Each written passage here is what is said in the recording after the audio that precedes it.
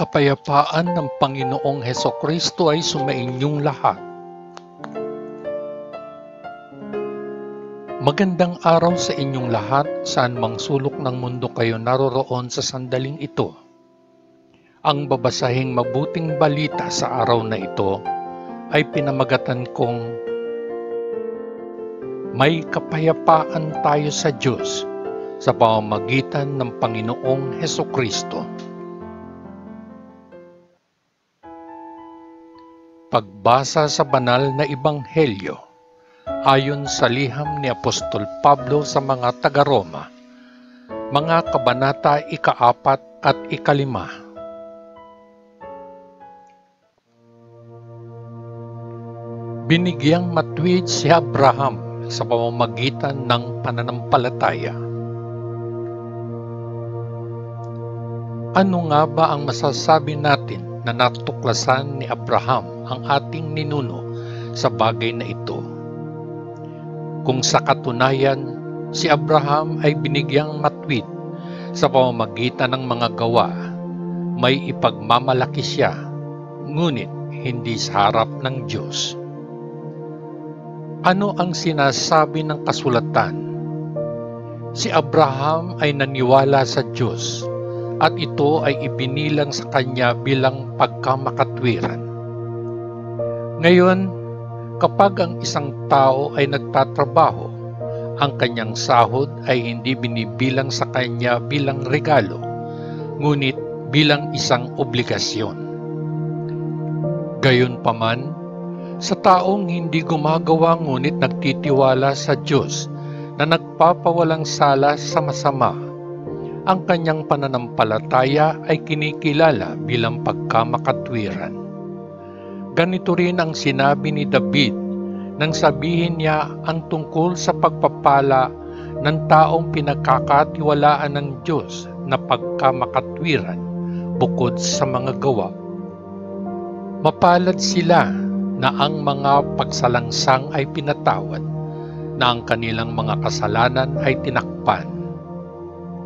Mapalad ang tao na ang kasalanan ay hindi ibibilang laban sa kanya ng Panginoon. Ang pagpapalang ito ba ay para lamang sa mga tuli o para din sa mga hindi tuli? Sinasabi natin na ang pananampalataya ni Abraham ay itinuring sa kanya bilang pagkamakatwiran. Ang kreditong ito ay sa ilalim ng anong mga pangyayari? Pagkatapos ba siyang tuliin o bago? Ito ay hindi pagkatapos, ngunit bago. At tinanggap niya ang tanda ng pagtutuli, isang tatak ng pagkamakatwiran na mayroon siya sa pamamagitan ng pananampalataya nung siya ay hindi pa tuli. Kaya nga, siya ang ama ng lahat ng sumasampalataya, ngunit hindi pa tuli, upang ang pagkamakatwiran ay maibigay sa kanila. Siya rin ang ama ng mga tinuli, iyon ay ng mga bukod sa pagiging tuli, ay namumuhay din ng kaparehong pamumuhay ng ating amang si Abraham sa buhay ng pananampalataya bago siya tinuli. Ang pangako ng Diyos ay natatanggap sa pamamagitan ng pananampalataya.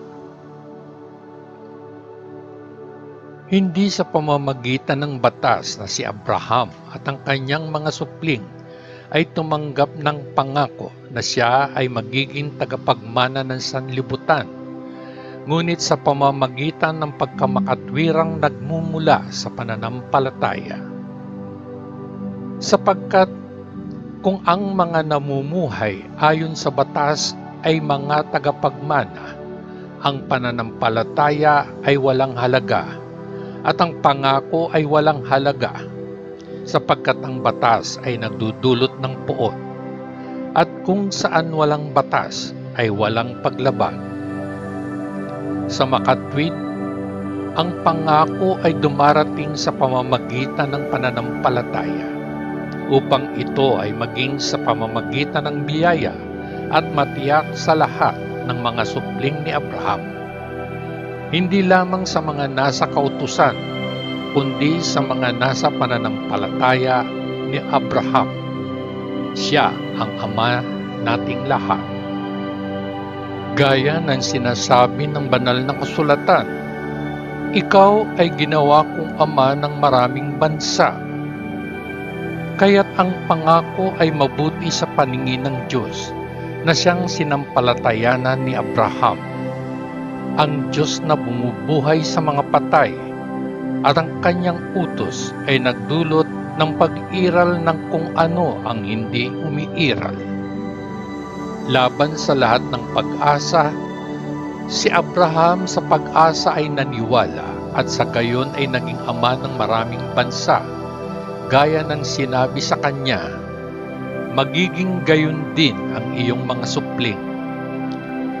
Nang hindi humihina ang kanyang pananampalataya, hinarap niya ang katotohanan na ang kanyang katawan ay parang patay.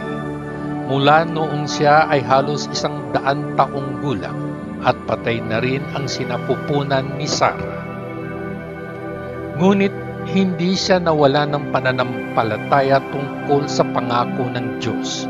Sa halip ay pinalakas ang kanyang pananampalataya at nagbigay ng kaluwalhatian sa Diyos. Lubos na kumbinsido na may kapangyarihan ng Diyos na gawin ang kanyang ipinangako. Ito ang dahilan kung bakit ito ay ibinilang sa kanya bilang pagkamakatwiran. Ang mga salitang ito ay ipinagkaloob sa kanya ay isinulat hindi para sa kanya lamang, kundi para din sa atin.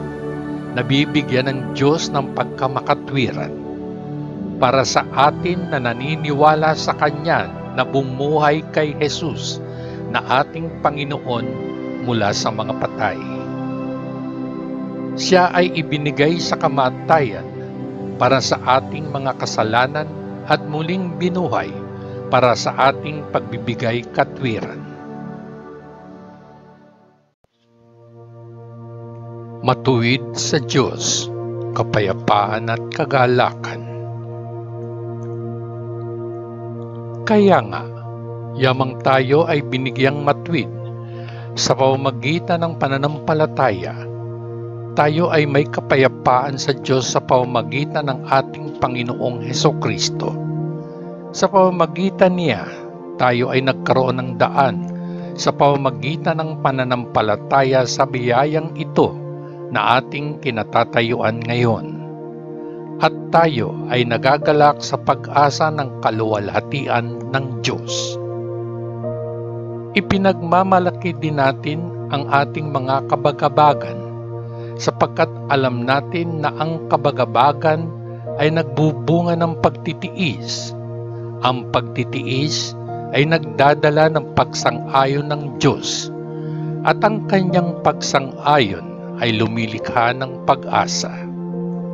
At hindi tayo binigo ng pag-asa sapagkat ibinuhos ng Diyos ang kanyang pag-ibig sa ating mga puso sa pamamagitan ng Espiritu Santo na kanyang ibinigay sa atin.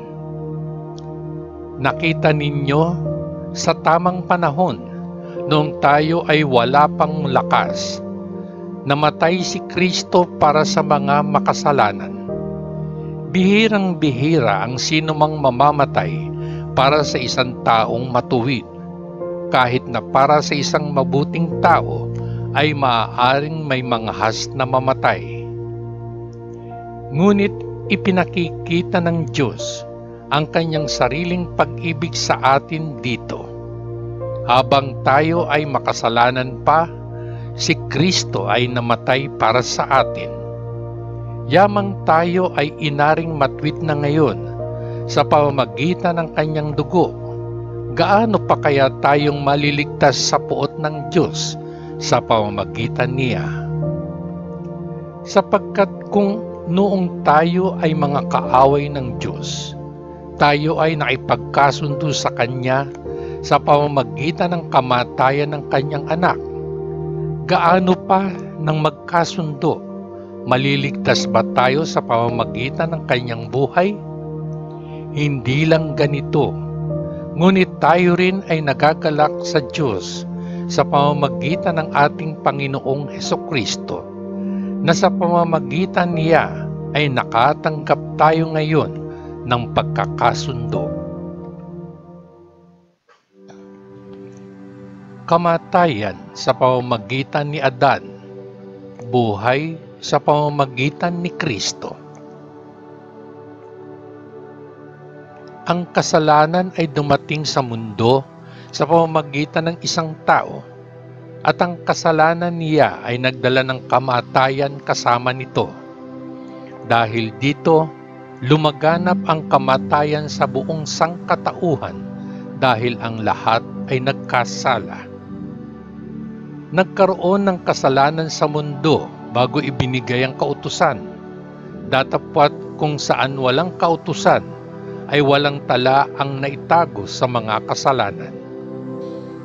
Ngunit mula sa panahon ni Adan hanggang sa panahon ni Moises, ang kamatayan ay naghari sa buong sangkatauhan, maging sa mga hindi nagkasala sa parehong paraan na ginawa ni Adan noong siya ay sumuway sa utos ng Diyos.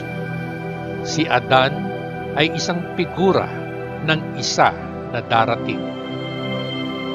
Ngunit ang dalawa ay hindi pareho, dahil ang libreng regalo ng Diyos ay hindi katulad ng kasalanan ni Adan.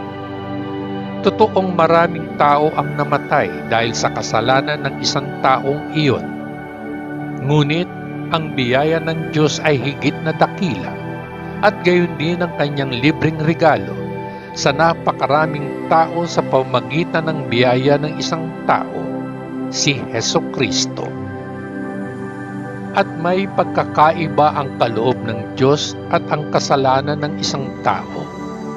Pagkatapos ng isang kasalanan, dumating ang paghatol ng may sala.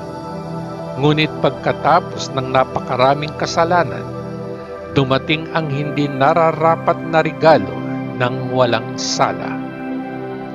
Totoo na sa pamamagitan ng kasalanan ng isang tao ay nagsimulang maghari ang kamatayan dahil sa isang taong iyon. Ngunit gaano kalaki ang resulta ng ginawa ng isang tao, si Hesukristo.